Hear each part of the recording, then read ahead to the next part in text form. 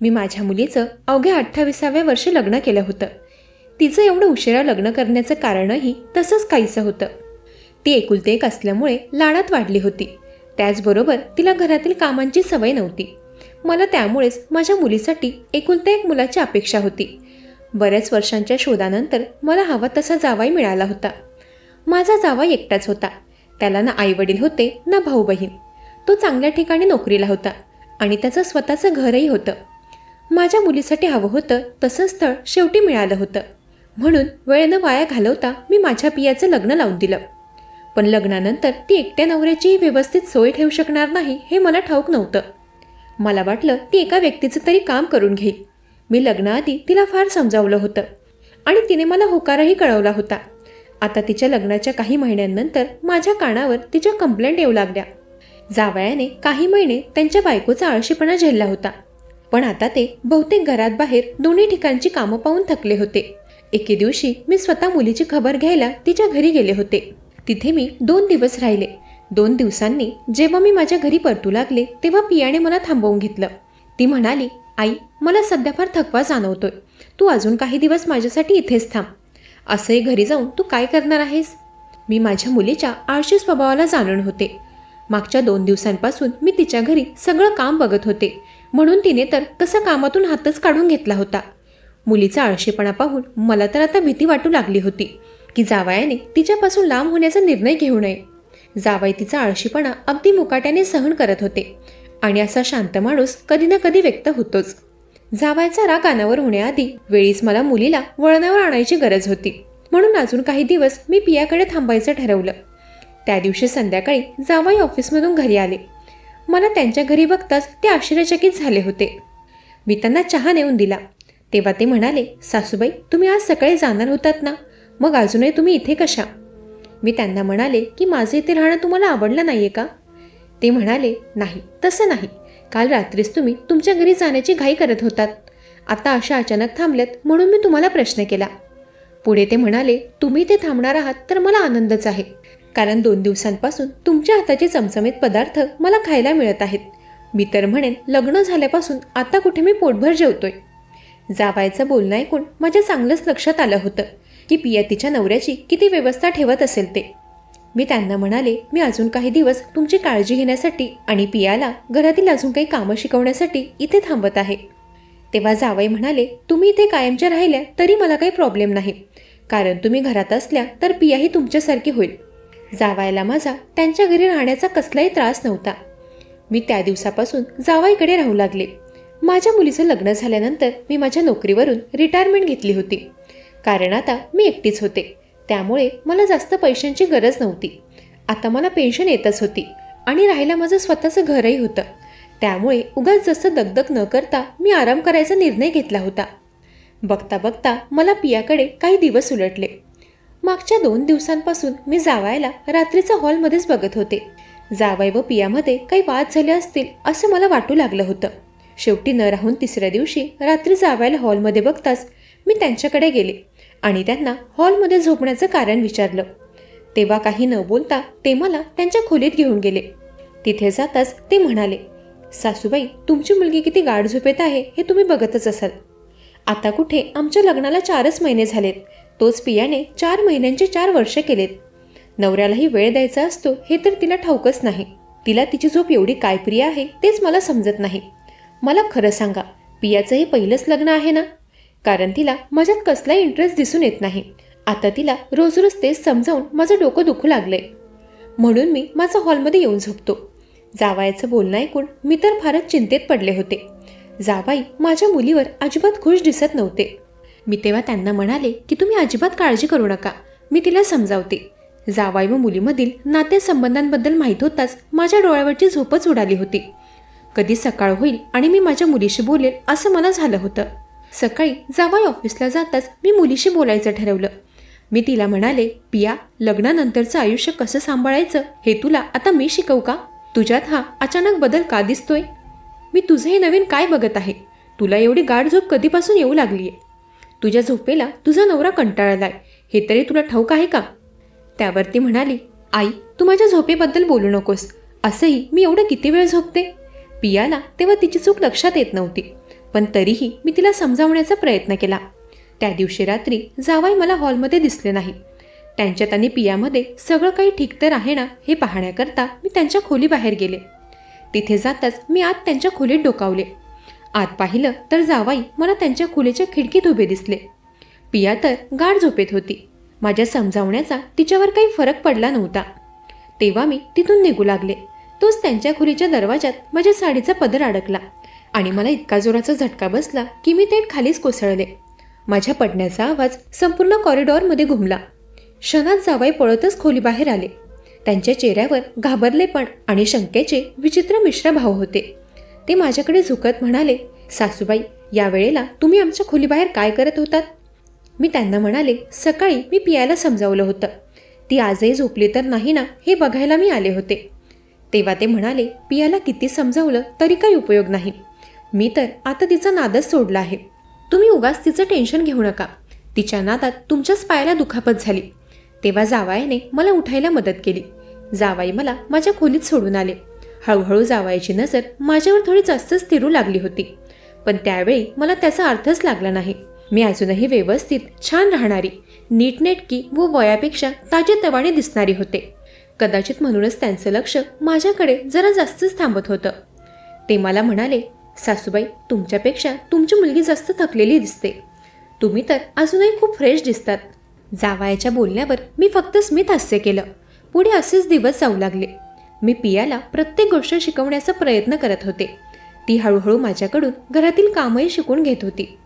मुलीकडे गेल्यापासून 2 वेळेचा स्वयंपाक मीच करत होते. एके रात्री माझ्या कानावर भांडी पडण्याचा आवाज आला. तो आवाज ऐकून मी लगेच खोलीबाहेर आले. मी किचनकडे धाव घेतली तर तिथे मला जावई जेवणाचं ताट वाढून किचन बाहेर येताना दिसले. मला पाहून ते दचकले होते. मगाशी तो आवाज ऐकून मी समजले होते की घरात चोर घुसला असावा. असा अर्ध्या रात्री जावयाच्या हातात जेवणाचं ताट पाहून मी त्यांना प्रश्न केला की तुम्ही एवढ्या रात्री जेवणाचं ताट घेऊन कुठे जात आहात? तर ते म्हणाले, सासूबाई, मला रात्री भूक नाही का लागू शकत? तुम्ही बनवलेल्या चमचमीत पदार्थांची चव अचानक मला आठवली आणि माझ्या पोटात कावळे ओरडू लागले. म्हणून म्हटलं, जरा 2 घास खाऊन घेऊयात. आता मला सोबत म्हणून तुम्हीही माझ्यासोबत बसा. तेव्हा जावयाने आग्रहाने मला डायनिंग टेबलवर बसवलं. जावाई कधी कधी तर फारच फ्री वागायचे. मी त्यांची सासू आहे जणू हे ते विसरलेच होते. तेव्हा 2 घास खाऊन मी लगेचच पाणी प्यायले व जावयाला सांगितलं की सकाळी काही विद्यार्थी घर भाड्याने घेण्यासाठी आले होते. तुमच्या घरातील वरची खोली रिकामीच आहे. तुम्ही ती भाड्याने देऊ शकतात. इथे एक दुसरं घर सोडलं की काही विद्यार्थी मला भाड्यानेच दिसत आहेत. खोली रिकामी पडण्यापेक्षा त्याचे 2 पैसे येतील. तेव्हा जावयाने खोली भाड्याने देण्यास नकार दिला. त्यांच्यापुढे मी जास्त काही बोलले नाही. दुसऱ्या दिवशी रात्री जावाई रागात पाय आपटत माझ्या खोलीत आले. त्यांनी एक नवीन ड्रेस माझ्या हातात दिला आणि म्हणाले, हे घ्या, आता तुम्हीच ठेवा हा ड्रेस. हवं तर तुम्हीच तो परिधान करा. जावयाचं बोलणं ऐकून मी तर थक्कच राहिले होते. मी त्यांना म्हणाले, तुम्ही हे काय बडबडताय? मी तुमची सासू आहे हे विसरू नका. त्यावर ते म्हणाले, आता माझ्या बायकोला तर झोप आवरेना झालीये. मग मला माझ्या बाकी सगळ्या हौस सासूकडूनच पूर्ण करून घ्यावे लागतील ना? हा ड्रेस मी पियासाठी आणला होता, पण ती तर हा ड्रेस घालायचं विसरून छान झोपी गेली. जावयाचं बोलणं ऐकून मी लाजिरवाणे झाले होते, कारण जावयाचे ते शब्द मला माझ्या मुलीमुळे ऐकावे लागत होते. त्यावेळी मी रागातच तिथून निघून गेले. दुसऱ्या दिवशी पिया झोपेतून उठून नाश्ता करतच खोलीतून बाहेर आली. ती बाहेर येताच मी तिच्या हातात तो ड्रेस दिला व म्हणाले, पिया, मी आत्ताच्या आत्ता इथून जात आहे, कारण तू तर मला सुधारणारी दिसत नाहीयेस. तुझ्यामुळे काल जावयाने माझ्या हातात हा ड्रेस ठेवला. तुझ्यामुळे मला जावयाचं बोलणं ऐकावं लागलं. मी पियाला म्हणाले, घरात शांतता व सुख हवं असेल तर पती पत्नी दोघांनीही एकमेकांना समजून घ्यायला शिकलं पाहिजे. तू हेच वारंवार दुर्लक्षित करतेस आणि त्यामुळे परिस्थिती हाताबाहेर जात आहे. मी त्या क्षणी तिला थोडं कठोरपणेच बोलले. माझे शब्द ऐकून पियाच्या डोळ्यात लगेच पाणी आलं. ती रडतच म्हणाली, आई, मला माहीत आहे तू काही दिवसांपासून माझ्याच भल्यासाठी मला समजावत आहेस आणि मी ते सगळं मनापासून ऐकते. पण मी काय करू? मला रात्री एवढी गाढ झोप कशी येते ते मला समजत नाहीये. लग्नाच्या काही महिन्यांनंतरपासूनच मला अचानक अशी झोप येऊ लागलीये. तुला माझा नवरा माझ्याबद्दल काय सांगतो ते मला माहीत नाही, पण आजपर्यंत मी विकासचा जो अनुभव घेतलाय त्यावरून तर मला हेच जाणवलंय की विकासलाच माझ्यात इंटरेस्ट नाहीये. तुला खोटं वाटत असेल तर तू एक रात्र माझ्या खोलीत राहून बघ, म्हणजे तुला समजेल. तिचं बोलणं ऐकून मी जरा विचारात पडले होते. पिया तिच्या नवऱ्याबद्दल खोटं बोलत होती की जावाई त्यांच्या बायकोबद्दल खोटं बोलत होते ते समजायला मार्ग नव्हता. त्या रात्री मी पियाला माझ्या खोलीत जा म्हणाले आणि मी तिच्या जागी जाऊन झोपले. त्या रात्री मी प्रियाप्रमाणे तयार झाले व तिच्या जागी गेले. तेव्हा मी चेहऱ्यापर्यंत पूर्ण पांघरून ओढलं होतं. जावई त्यांच्या खोलीत अचानक आले तसे मी तचकलेच. गडबडीत माझ्या पायावरचं पांघरून खाली सरकलं आणि मी पूर्णपणे झोपेच्या अवस्थेत असल्यासारखी दिसत होते. खोलीत प्रकाश फारसा नव्हता. जावई मला प्रिया समजले हे माझ्या लक्षात आलं. ते माझ्या जवळ आले आणि म्हणाले, पिया अजूनही झोपलीस? मला तर काय बोलावं ते सुचत नव्हतं. त्यांना अजूनही मीच त्यांची बायको वाटत होते आणि त्या भ्रमात ते पुढे येत होते. ते माझ्या पायाजवळ बसले आणि मला उठवण्यासाठी हलक्या हाताने स्पर्श केला. पण त्याच क्षणी माझ्या मनात भीतीचं वादळ उठलं. मला जाणवलं जर मी लगेच उठून स्पष्ट बोलले नाही तर परिस्थिती फारच बिघडू शकते. पण तेवढ्यातच पुन्हा त्या खोलीचा दरवाजा उघडण्याचा आवाज आला. त्या क्षणी मला कोणा मुलीचा आवाज स्पष्ट ऐकू आला. त्या आवाजाने ते एकदम थबकले. ती मुलगी दारातून आत येताच रागाने म्हणाली, विकास, आता माझ्यापासून मन भरलं का? की आता तुला तुझी घरातील बायकोच जास्त चांगली वाटू लागली? तिचे शब्द ऐकताच जावाई माझ्याजवळून झटक्यात दूर झाले. मी पांघरुणाच्या बारीक फटीतून सगळं पाहत होते. खरोखरच कोणी अनोळखी मुलगी जावाई यांच्या खोलीत आली होती. ती मुलगी चांगलीच संतापली होती आणि जावाई तिच्याकडे आश्चर्य आणि भीतीच्या नजरेने पाहत उभे होते. ते सगळं पाहून माझं हृदय धडधडू लागलं. इतक्या रात्री इतक्या रागाने बोलणारी ती मुलगी नेमकी कोण होती आणि इथे ती कशी आणि का आली होती? त्या क्षणी मला एकच गोष्ट कळाली, या घरात काहीतरी गंभीर लपलंय आणि माझ्या मुलीला त्याची मुळीच कल्पना नाही.